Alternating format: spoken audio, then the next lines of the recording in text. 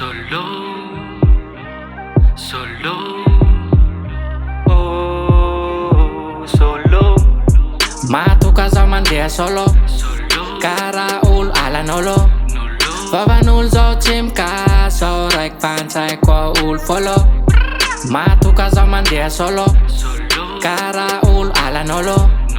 Vavan'olo zao tsy mikasa, raiky fantaiko olo folo. Bin stolz auf meinen Weg. Yes, nigga. Ze raha nataoko abvageg. Gig, nigga. Rapping ty fa tsy salig. Ich tue alles für mein baby. No love. No love, more money. Love tsy voavily tokotany. Amboarogna entanao my honey. Fa tsika andeha hanao vacances à Miami. Let's go. Floko tsy ho lany lambo agnaty rap.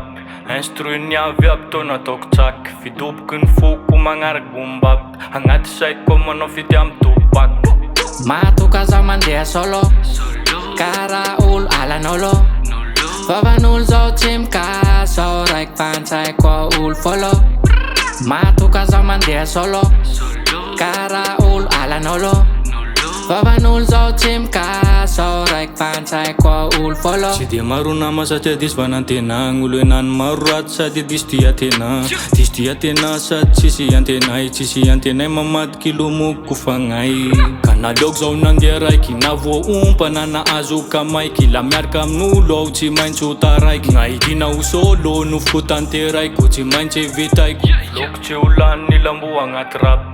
Instruiny avy aby tô nataoko tsaky. Fidoboky ny foko magnaraky bombap. Agnaty saiko manao fity amy topak. Matuka zaho mandeha solo, kara olo ala nolo. Vavan'olo zao tsy mikasa, raiky fantaiko olo folo. Matuka zaho mandeha solo, kara olo ala nolo. Vavan'olo zao tsy mikasa, raiky fantaiko olo folo.